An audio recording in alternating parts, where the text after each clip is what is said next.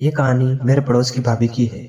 दोस्तों, अगर आपने चैनल को सब्सक्राइब नहीं किया है तो प्लीज़ मेरी रिक्वेस्ट है कि आप चैनल को सब्सक्राइब कर लीजिए।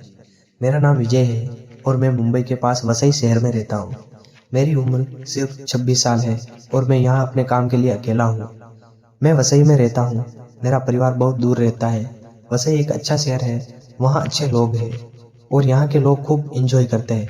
मैं यहाँ रहता था और पिछले 2 साल में मुझे एहसास हुआ कि जून का महीना था और साल 2020 था। मेरे घर के सामने एक भैया रहते थे और जो अक्सर दिखते थे। मुझे पता था कि वो क्या करते हैं, लेकिन उनकी गाड़ी रात को 11 बजे से पहले घर नहीं आती थी। एक दिन रविवार था। मैं घर से बाहर निकला और वो संयोग से मुझसे मिलने गया और बोला, भैया अगर आपके पास रोज 1 घंटा हो तो अगर आपके पास समय हो तो मेरे बेटे को ट्यूशन पढ़ा दिया करो। मैंने कहा ठीक है, मैं शाम को 6 बजे वापस आ जाऊंगा और आज से वहीं से पढ़ाई शुरू करूंगा। आज मैं घर पर ही हूँ और शाम को 6 बजे आपके पास पहुंच जाऊंगा। और बस इतना ही, और भैया मुझे हॉल में ले गए और बैठ गए और अपनी पत्नी को आवाज लगाई, सविता देखो कौन आया है। फिर मैंने देखा कि बहुत बड़ा घर था और पूरे घर में एसी लगा हुआ था। वो बहुत अच्छे इंजीनियर थे और मुझे बहुत अच्छा लगा। इतने में सविता भाभी अपने 8 साल के बेटे के पास आई और उन्होंने मुझे नमस्ते किया। मैंने भी आपको नमस्ते किया और उनके बेटे को नमस्ते किया। मैंने उनका नाम पूछा। उन्होंने मुझे अपना नाम ध्रुव बताया और स्कूल के बारे में बताया और वो चारों थोड़ी देर बैठे और फिर नॉर्मल बात की और फिर दिन ऐसे ही बीत गया। उसके बाद जब मैं अपने घर लौटा तो मैं सोच रहा था कि सविता के बारे में। मैंने कहा सविता ने आज ज़्यादा बात नहीं की, लेकिन वो मुस्कुराती रही और ऐसा लग रहा जैसे मैं रश्मिका मंदाता के घर पहुंच गया।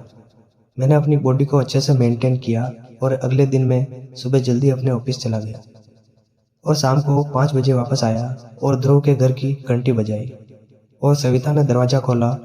आज उसने लॉकेट टी शर्ट पहनी हुई थी और उसका शरीर काफी भारी लग रहा था,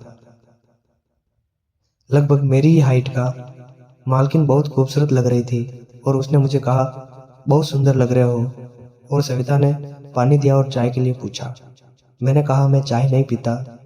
मुझे सविता के अलावा कोई नहीं दिखा तो मैंने पूछा, ध्रुव कहाँ है? तो उसने कहा वह अपने कमरे में सो रहा है। सविता ने पूछा, तुम क्यों नहीं सोए और क्या तुम्हें लगा कि शायद मैं यहाँ आऊंगी? पर मैंने ऐसे ही कहा कि मुझे पूरा यकीन है। और तुम आने के बाद कपड़े बदलकर मेरे पास आई और घंटी बजाई। घंटी बजी तो मैं नीचे आ गया। अब मुझे समझ में आया कि मामला क्या था। मैंने फिर पूछा, यह किसका विचार था कि हमें ध्रुव को ट्यूशन पढ़ाना चाहिए? सविता ने मुस्कुराते हुए जवाब दिया, मैं कई महीनों से तुम्हारे बारे में सोच रही थी, पर मुझे तुम्हारे घर आने का इंतजाम करना था, इसलिए मैंने अशोक से ध्रुव का ट्यूशन बांधने को कहा। मैंने ट्यूशन के बारे में बात करने को कहा तो मेरे दोस्त ने बताया कि सविता के पति का नाम अशोक है। फिर जब मैंने सविता से अशोक के बारे में पूछा तो पता चला कि अशोक का प्रॉपर्टी बिजनेस है और ये उनका मुंबई में बिजनेस है और ऑफिस बहुत दूर है, इसलिए वह रात को 11 बजे से पहले घर नहीं आ सकता।